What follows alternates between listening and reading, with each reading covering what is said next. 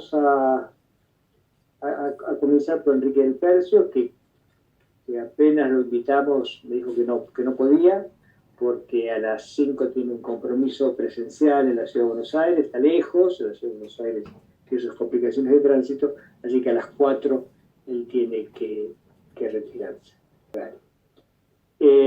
Con Enrique del Percio tenemos una vieja relación.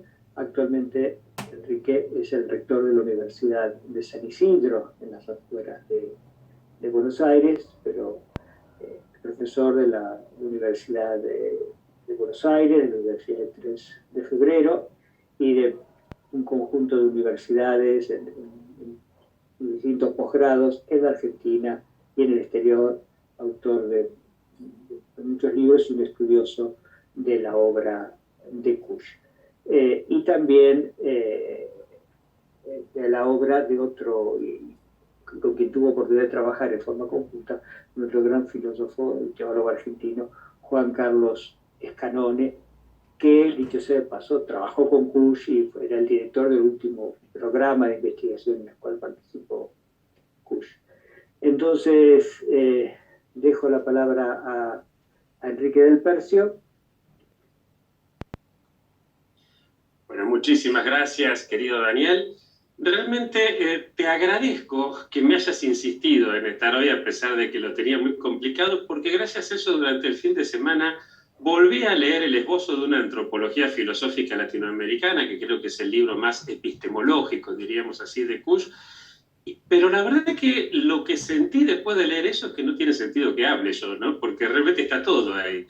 Entonces no voy a circunscribirme a Kusch, sino que lo que voy a hacer es poner efectivamente en diálogo a Kusch con Scanone en los 12 minutos que me tocan. Y aquí voy a plantear entonces cómo pensar una epistemología popular, más que cómo pensar una epistemología popular, cómo pensar el mundo y la realidad desde una epistemología popular.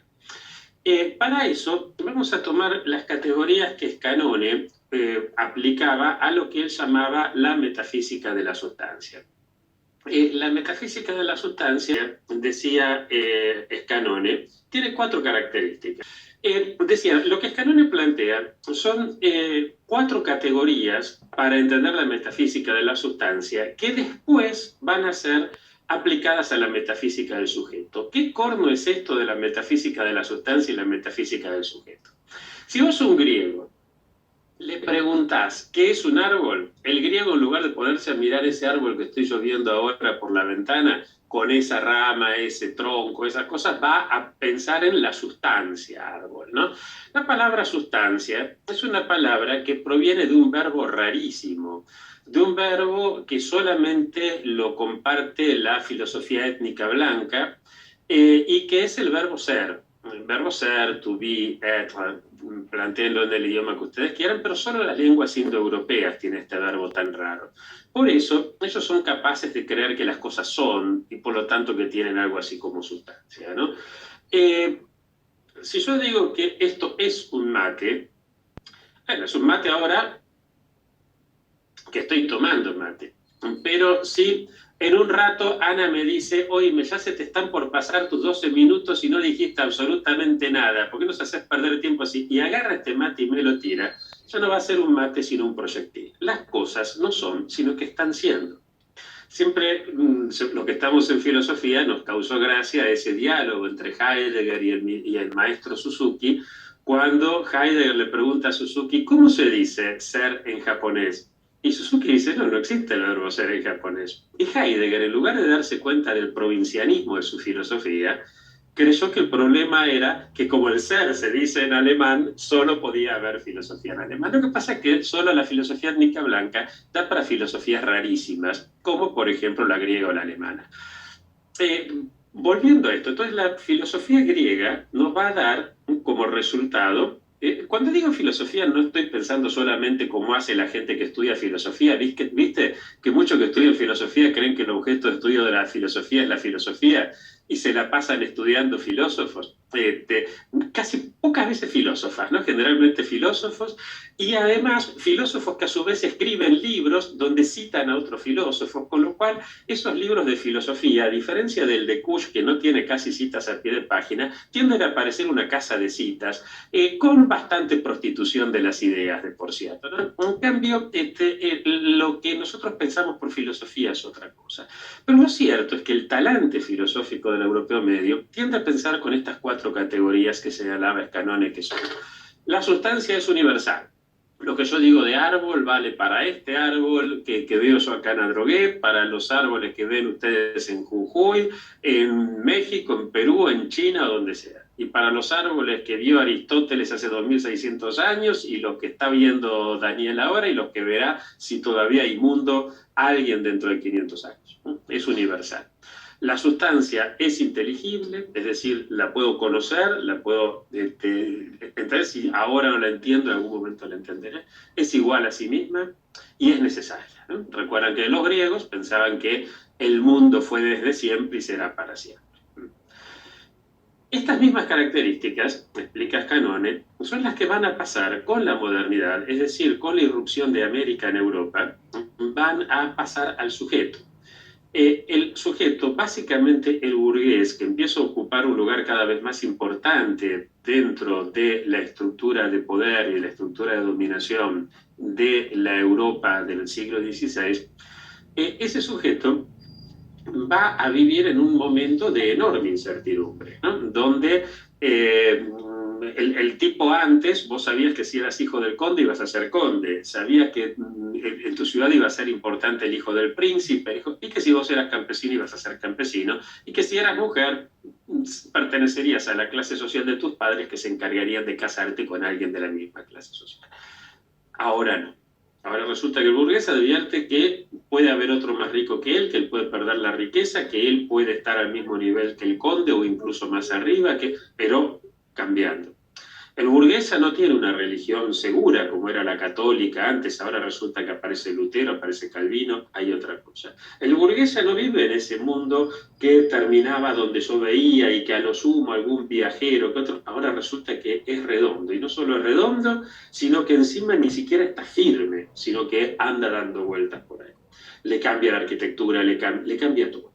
Este burgués entonces, lo que le pasa es que no tiene idea de qué es lo que pasa fuera de él, pero no es escéptico, está demasiado seguro de sí mismo como para caer en el escepticismo. Lo que hace este burgués es decir, dudo de todo, por lo tanto estoy seguro de que dudo. Por lo tanto, si dudo es porque pienso, si pienso es porque existo.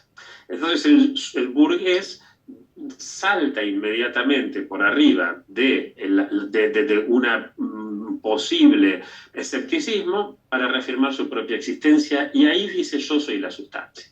Pero claro, no puede decir yo soy la sustancia así nomás, porque la palabra sustancia viene de substare. El stare latino es el estar de pie firme.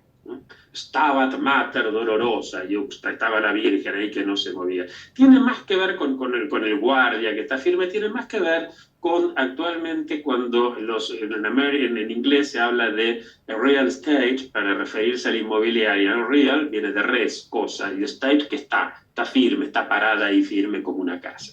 Bien, entonces el hombre se siente arrojado a la existencia. Y recordemos que arrojado se dice iectum. O sea, él es la sustancia, pero no es una sustancia de stare, es una sustancia arrojada. Ahora él está seguro de su existencia, pero arrojado.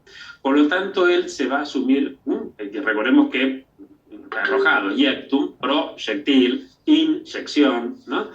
Y él entonces va a ser un subiectum. Como subiectum, como sujeto, es heredero de estos mismos 4 caracteres de la sustancia. Y él va a decir: yo soy universal. Y si estos negros, estos indios, estos chinos no ven el mundo como yo lo veo, problema de ellos. Porque el mundo que yo veo es así, yo soy universal. Yo soy igual a mí mismo, yo soy inteligible, y si el hombre aún no es inteligible, ya lo será. Para eso tenemos las neurociencias, la psicología, lo que sea, pero no va a haber misterio. Y finalmente yo soy necesario. Estas 4 categorías universal, idéntico a sí mismo, inteligible, necesario, son las categorías de la sustancia aplicadas a este sujeto moderno. Y voy cerrando los 3 minutos y pico que me quedan, planteando cómo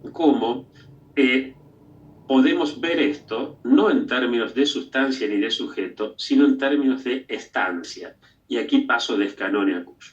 Es decir, pensar en términos de estar siendo y no de ser. Si yo pienso las cosas en términos de estar siendo, esa universalidad la voy a mantener. Mi pretensión de universalidad no la voy a negar, no voy a caer en el posmodernismo de decir no existe el conocimiento universal. Sí, sí existe. Solo que ese conocimiento universal es situado. Es decir, es desde donde yo estoy conociendo, donde puedo conocer. La situacionalidad no es lo mismo que la perspectiva. La perspectiva indica que yo conozco hasta donde yo veo, desde mi perspectiva. Ya es bastante avanzar, darse cuenta que uno ve desde su perspectiva. Pero no sé qué pasa atrás de esta pared, ni de aquella. No sé qué hay detrás. Para saber eso, yo veo hasta donde veo. Para ir más allá, lo que tengo que hacer es escuchar. ¿Se entiende? El que está detrás de la pared me contará. Pero claro, la escucha es otra cosa.